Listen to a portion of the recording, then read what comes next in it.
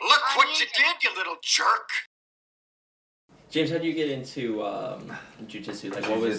Was it just something that you like, hey, this looks kind of fun, I picked it up, or is it just like you needed some exercise and this seemed like a way to do it? So, my story is that I've always been an active person. I played sports since junior high, high school, but I wish I wrestled because wrestling is probably one of the toughest sports out there, and it helps a lot for jiu-jitsu.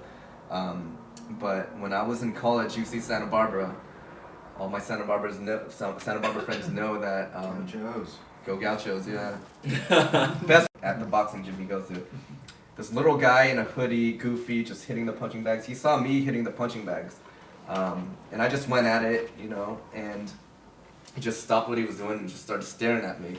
And then he ended up talking to me, and he was like, hey, do you box? I'm like, no, I'm just doing this for fun. He's like, why don't you come to my boxing gym? It's called LA Boxing. Now it's called Tarzana Boxing. And so back then, I wanted to learn something more practical anyway, instead of just working out. So I went to that boxing gym, started boxing a little, and in that boxing gym, they had jiu-jitsu. And I still remember my first class.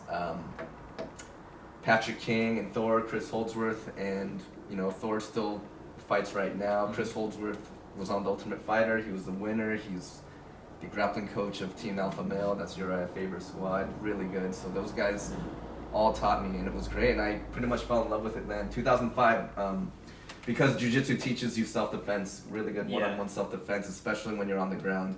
And that's why I wanted to learn it at first. I was doing boxing, jiu-jitsu, then I went to different academies, but I had to stop for a few years in the beginning because of the injuries. That's the one thing I hate, about combat sports in general, but that comes with the territory. And I'm sure, all my buddies that train, injuries are the worst.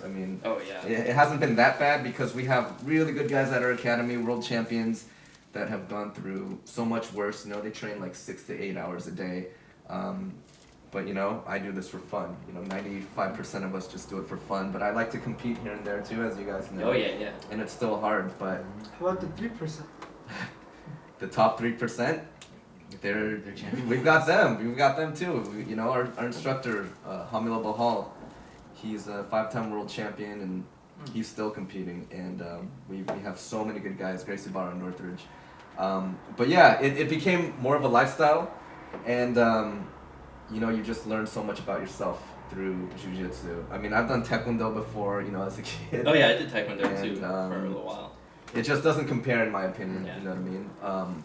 So jiu-jitsu is a lifestyle. It teaches about discipline, just how to be humble, at the same time how to be confident. I am so much more confident now knowing jiu-jitsu, and Muay Thai kickboxing was great too than before I knew it, because I'm not a big guy. Right now I'm only like 145 pounds, but I feel like I could hold my own in a self-defense situation.